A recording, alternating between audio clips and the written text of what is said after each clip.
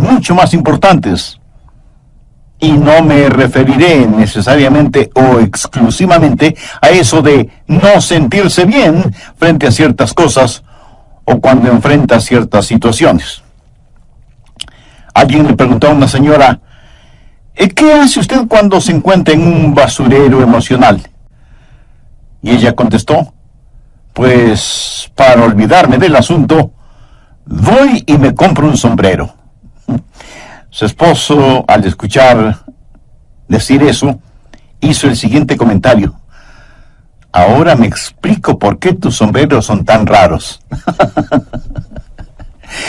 Hay ocasiones en que nos desanimamos cuando no estamos felices acerca de algo o de alguien. O cuando perdemos el trabajo o tenemos un accidente de tránsito. O cuando alguien nos dice algo negativo sobre nosotros. Pero no me refiero a esto. Hablo de la depresión, ese profundo sentimiento de desesperación que a veces puede convertirse en algo terrible y horrible.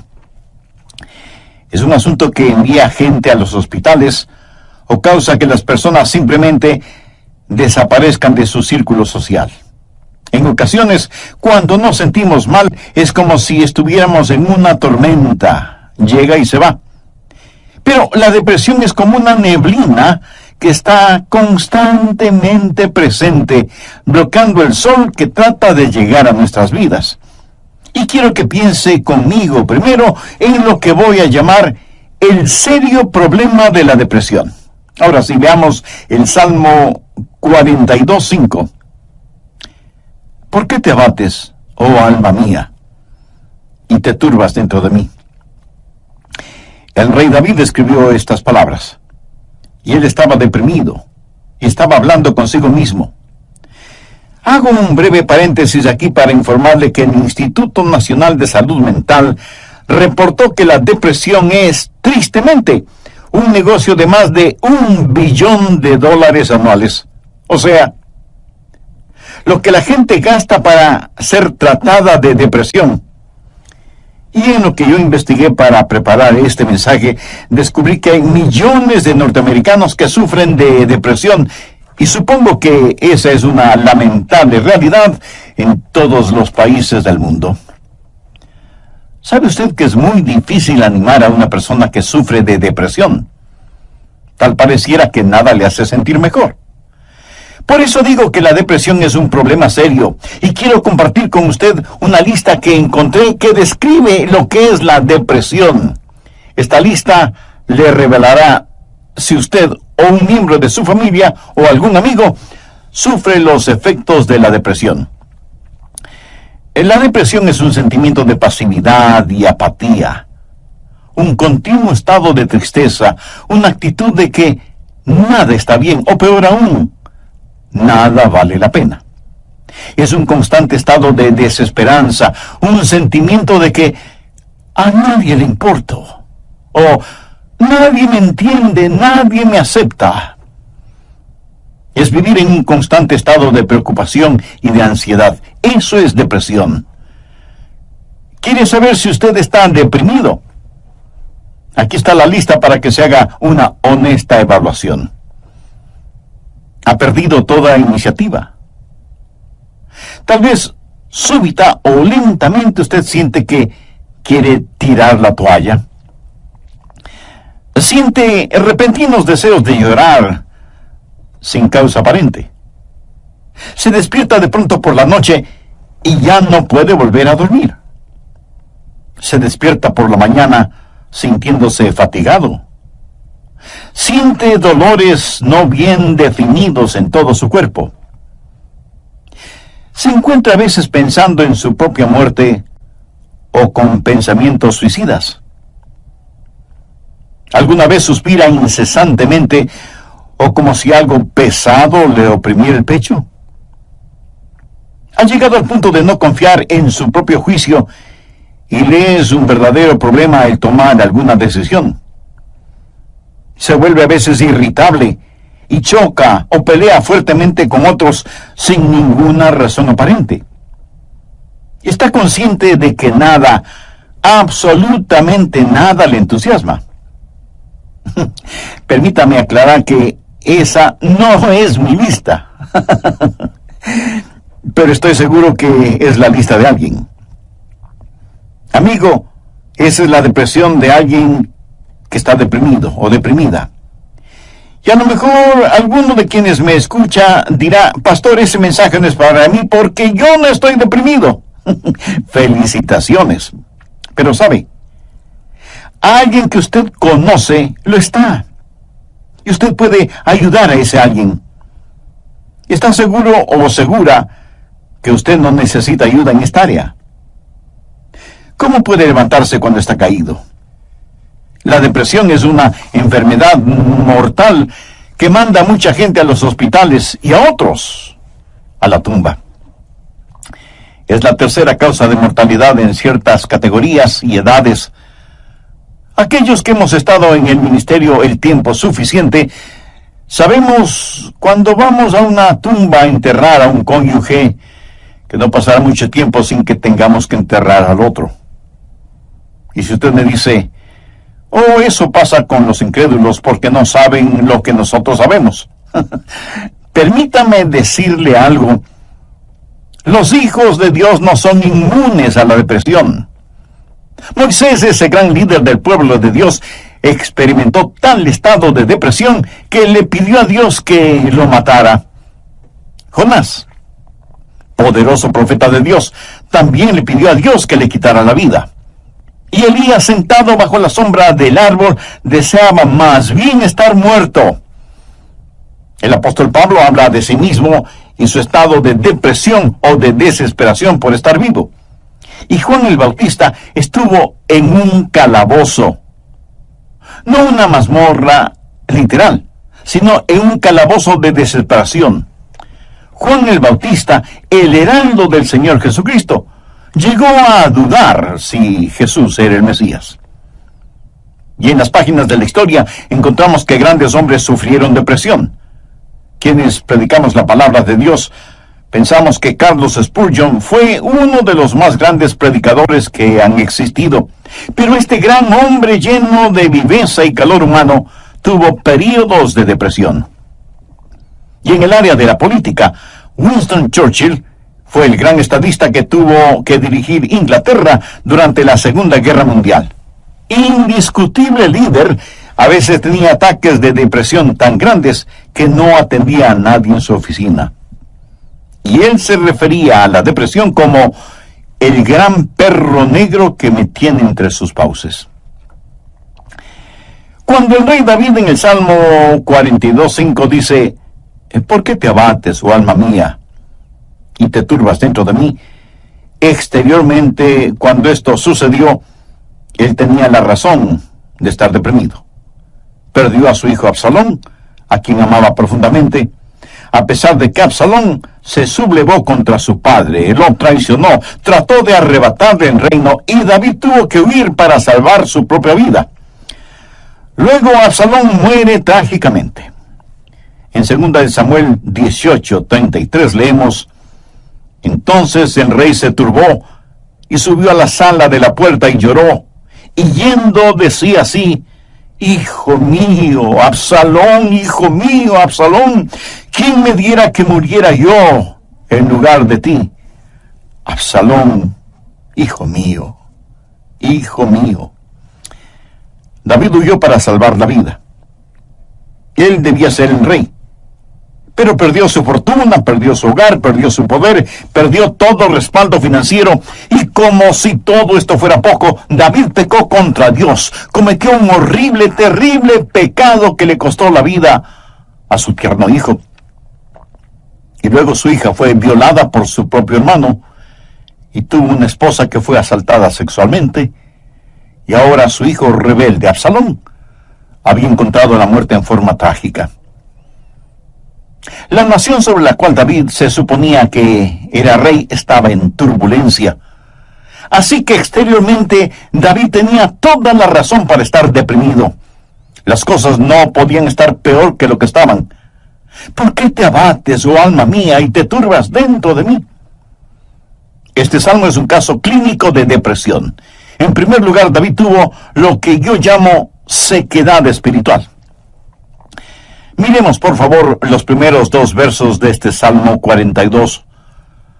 Como el ciervo brama por las corrientes de las aguas, así clama por ti, oh Dios, el alma mía.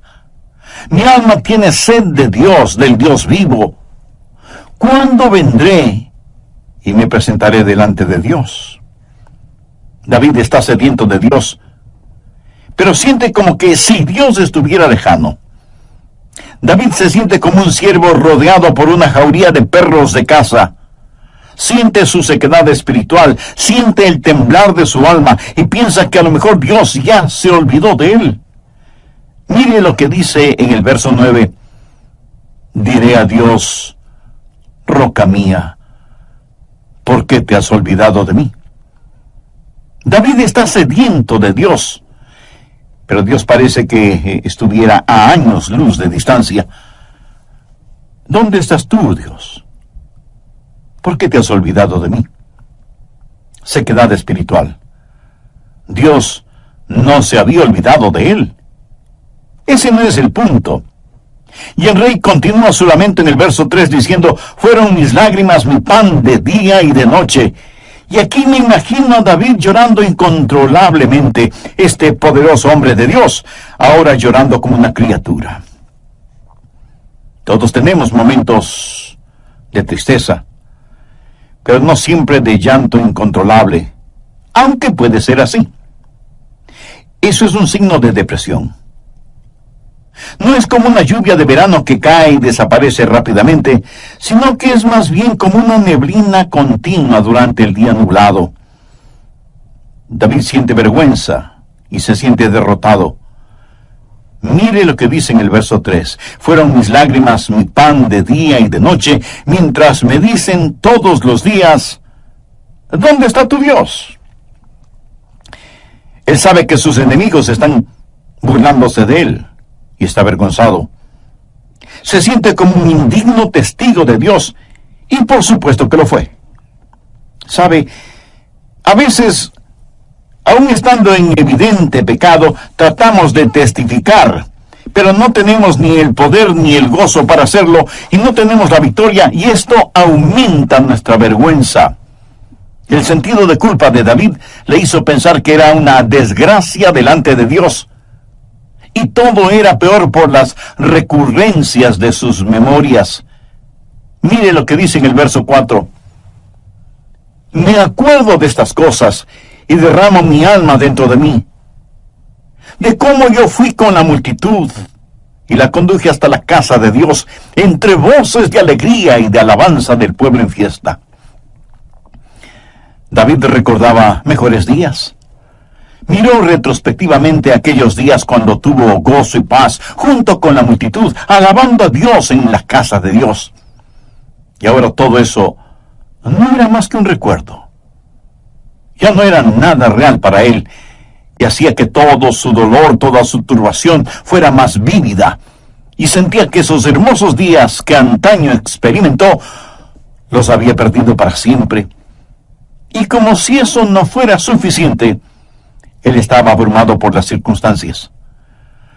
Miremos lo que David dice en los versos 6 y 7. Dios mío, mi alma está abatida en mí.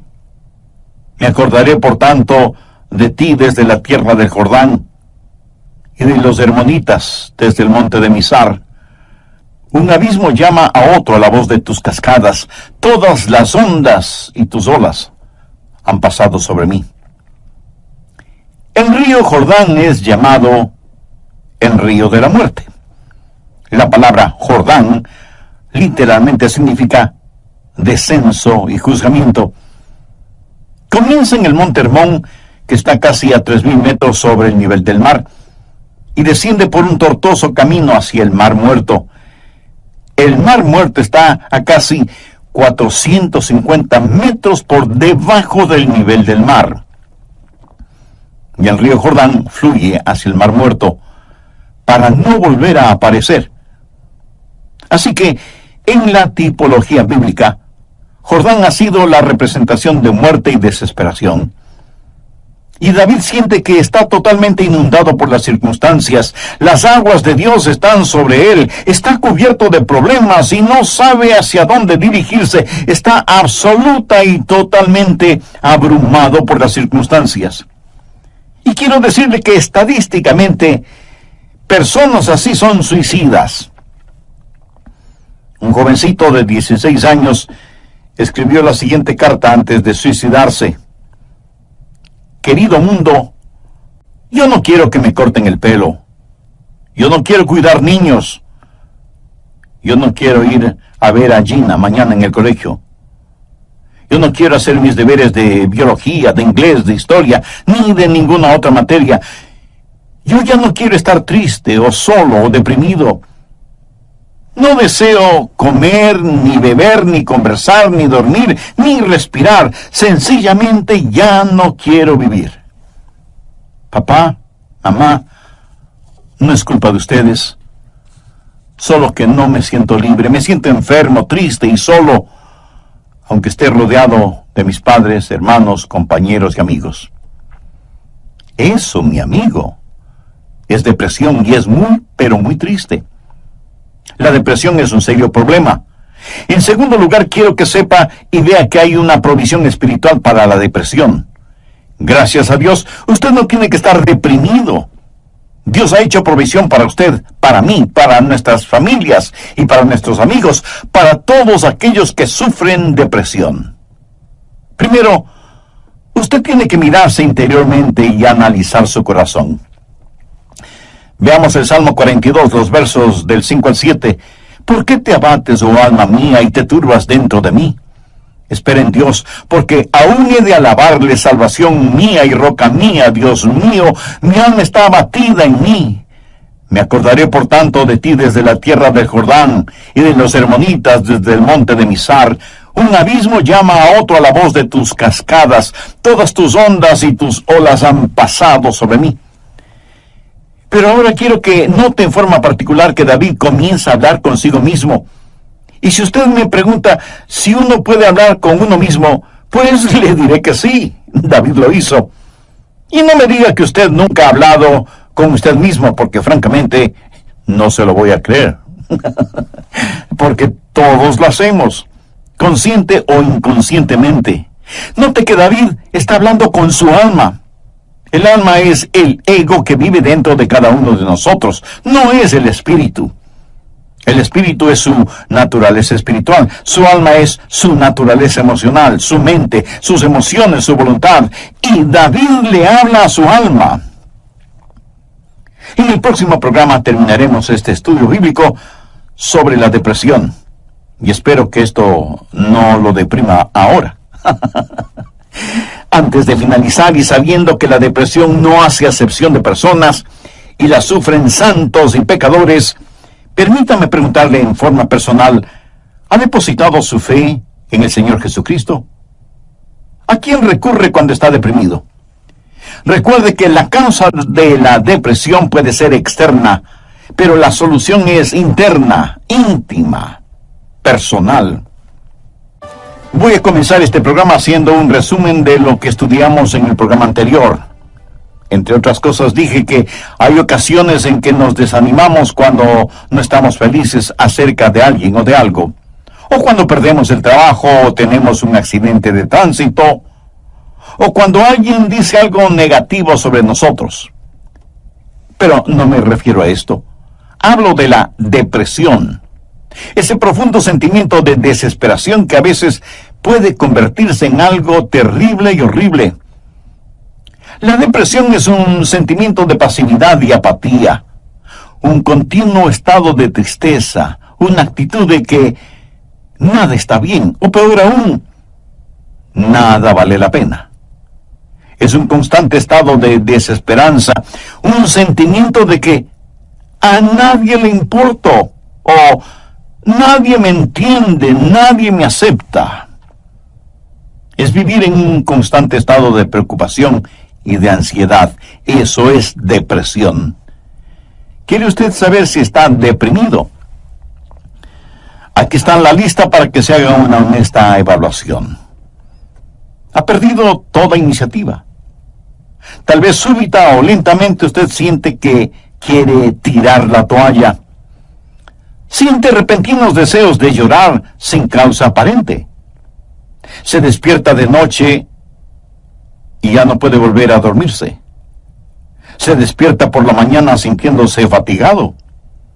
Siente dolores no bien definidos en todo su cuerpo. Se encuentra a veces pensando en la propia muerte, la suya, o con pensamientos suicidas.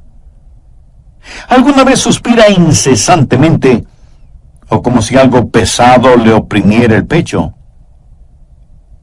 Ha llegado al punto de no confiar en su propio juicio y le es un verdadero problema el tomar alguna decisión. Se vuelve a veces irritable y choca o pelea fuertemente con otros sin ninguna razón aparente. Está consciente de que nada, absolutamente nada le entusiasma. Y si usted me dice, eso pasa con los incrédulos porque no saben lo que nosotros sabemos. Permítame decirle algo, los hijos de Dios no son inmunes a la depresión. Moisés, ese gran líder del pueblo de Dios, experimentó tal estado de depresión que él le pidió a Dios que lo matara. Jonás, poderoso profeta de Dios, también le pidió a Dios que le quitara la vida. Y Elías, sentado bajo la sombra de un árbol, deseaba más bien estar muerto. El apóstol Pablo habla de sí mismo y su estado de depresión o de desesperación por estar vivo. Y Juan el Bautista estuvo en un calabozo, no una mazmorra literal, sino en un calabozo de desesperación. Juan el Bautista, el heraldo del Señor Jesucristo, llegó a dudar si Jesús era el Mesías. Y en las páginas de la historia encontramos que grandes hombres sufrieron depresión. Quienes predicamos la palabra de Dios pensamos que Carlos Spurgeon fue uno de los más grandes predicadores que ha existido. Pero este gran hombre lleno de viveza y de calor humano tuvo períodos de depresión. Y en el área de la política, Winston Churchill fue el gran estadista que tuvo que dirigir Inglaterra durante la Segunda Guerra Mundial. Indiscutible líder. A veces tenía ataques de depresión tan grandes que no atendía a nadie en su oficina. Y él se refería a la depresión como el gran perro negro que me tiene entre sus fauces. La nación sobre la cual David se suponía que era rey estaba en turbulencia. Así que exteriormente David tenía toda la razón para estar deprimido. Las cosas no podían estar peor de lo que estaban. ¿Por qué te abates, oh alma mía, y te turbas dentro de mí? Este salmo es un caso clínico de depresión. En primer lugar, David tuvo lo que yo llamo sequedad espiritual. Miremos, por favor, los primeros 2 versos de este Salmo 42. Como el ciervo brama por las corrientes de las aguas, así clama por ti, oh Dios, el alma mía. Mi alma tiene sed de Dios, del Dios vivo.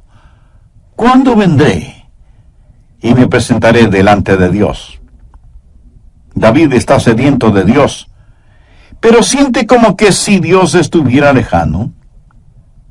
David se siente como un ciervo rodeado por una jauría de perros de caza, siente su sequedad espiritual, siente el temblar de su alma y piensa que a lo mejor Dios ya se ha olvidado de él. Mire lo que dice en el verso 9, diré a Dios, roca mía, ¿por qué te has olvidado de mí?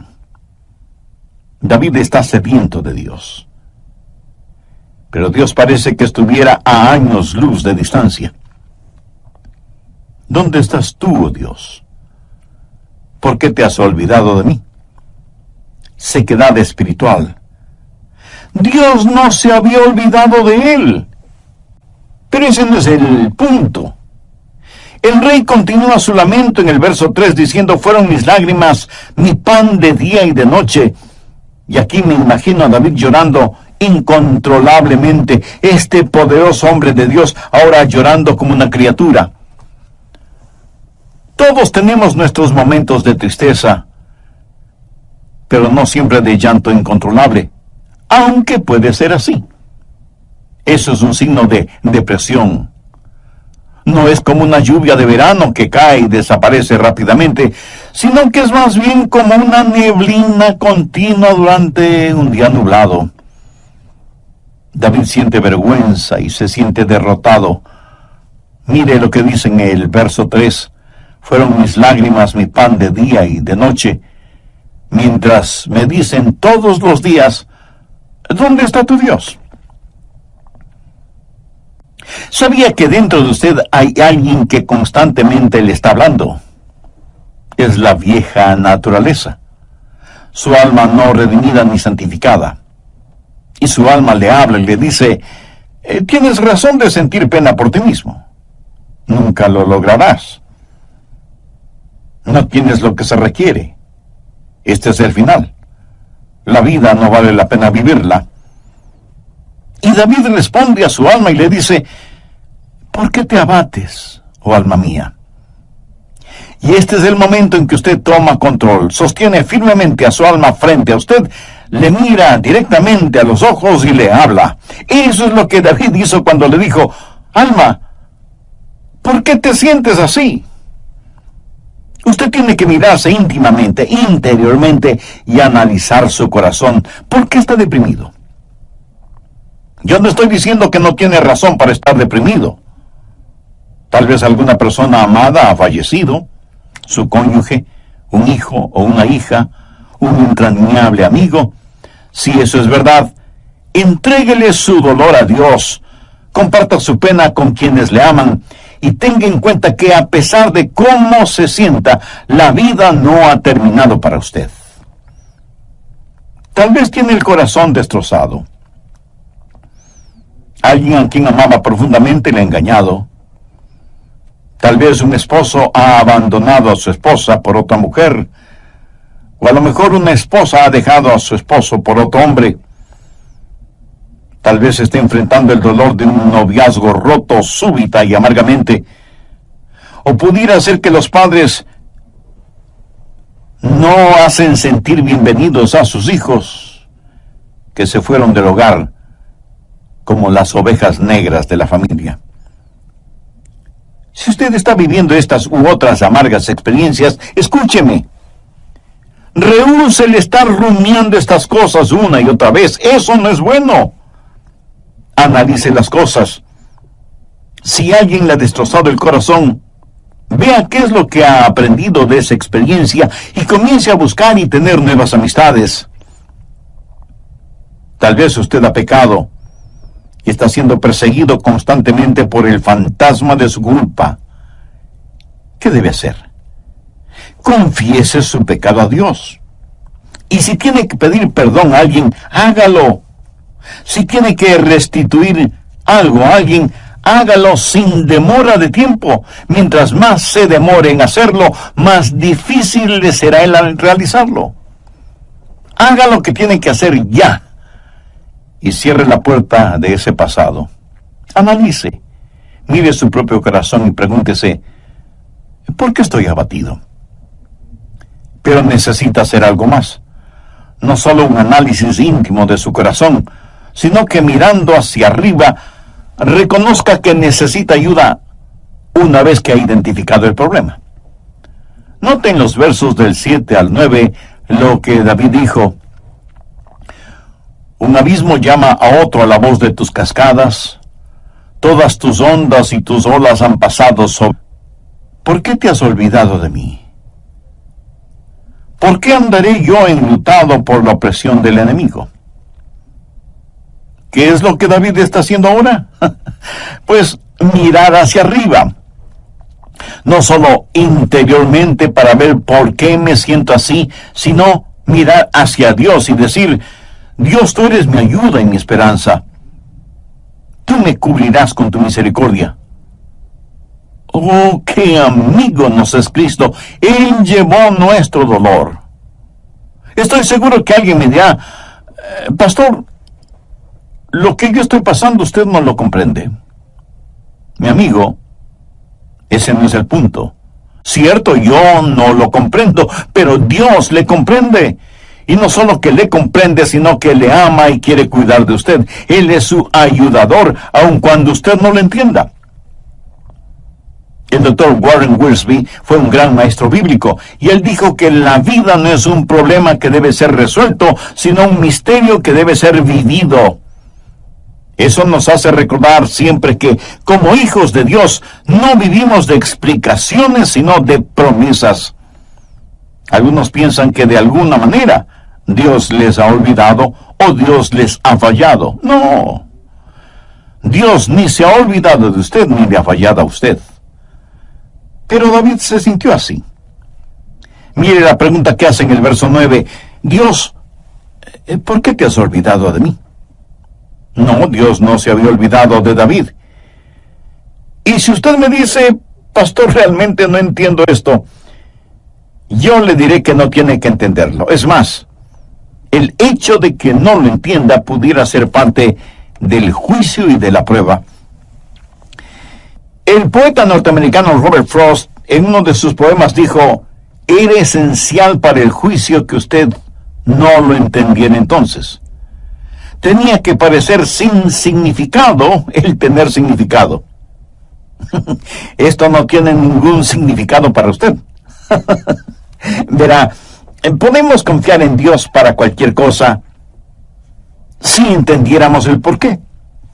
Pero Dios no nos deja entender el porqué todo el tiempo para que podamos conocer el quién y podamos confiar en Él en aquello que no entendemos. Andrew Murray fue un extraordinario hombre de Dios y dijo lo siguiente: en tiempos de problemas, aquellos que confían en Dios deben primero decir: Él me trajo hasta aquí. Es por su voluntad que me encuentro en esta situación. Y Él me mantendrá aquí en su amor y me dará la gracia en este juicio para comportarme como su hijo. Él hará que este juicio sea una bendición, enseñándome las lecciones que Él quiere que aprenda y trabajando bajo su gracia ya concedida. Finalmente, en su tiempo, Él le librará nuevamente. ¿Cómo y cuándo? Bueno, solo Él lo sabe. Así que cuando usted está en dificultades, diga: estoy aquí primero por la voluntad de Dios, segundo bajo su cuidado, tercero bajo su entrenamiento y cuarto en su tiempo. Alguien dijo: Dios es demasiado bueno para no ser bondadoso, demasiado sabio como para cometer errores. Y cuando no podamos ver su mano, podemos confiar en su corazón. Mírese interiormente y analice su corazón. Salmo 42:11. ¿Por qué te abates, oh alma mía? ¿Y por qué te turbas dentro de mí?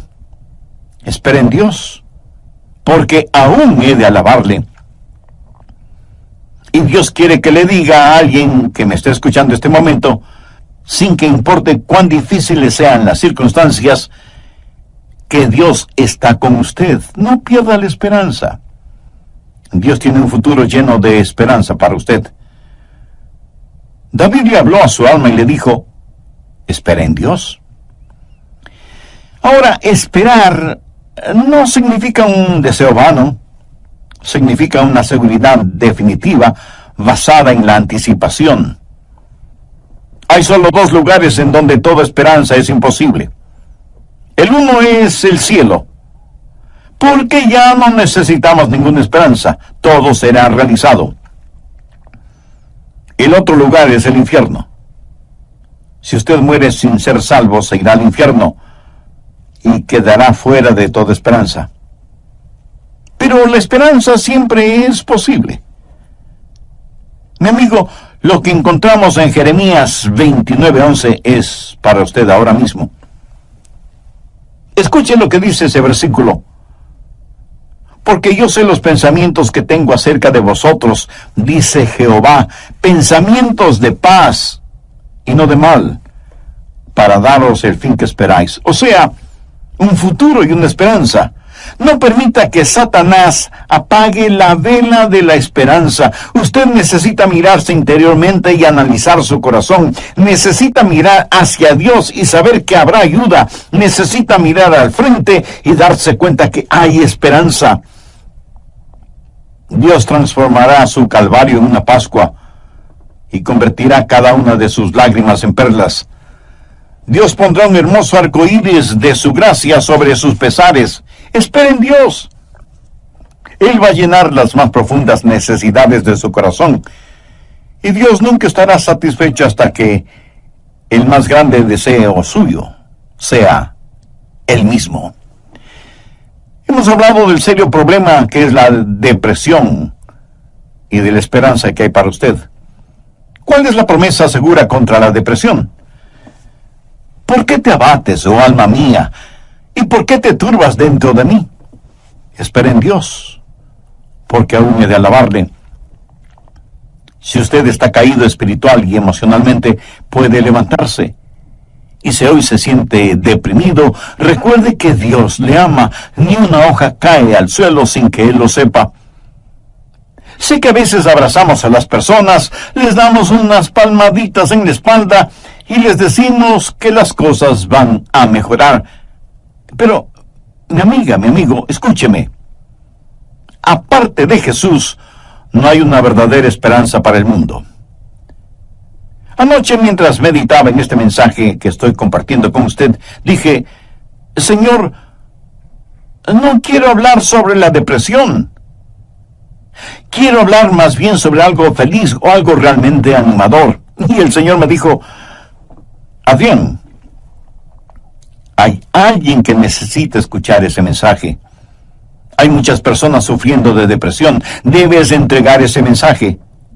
Así que, de Dios a usted, déjeme decirle algo. Si usted está caído, puede levantarse. Dios tiene una manera para usted. Y no es psicología popular barata, ni una palmadita en la espalda diciéndole las cosas van a mejorar. Espere en Dios, Él le ayudará hasta el final. Tenga la absoluta confianza que usted está protegido y abrazado por los eternos y poderosos brazos de Dios. Si es que usted es un hijo de Dios, por haber recibido a Jesús en su vida. Si usted no tiene la seguridad de su salvación,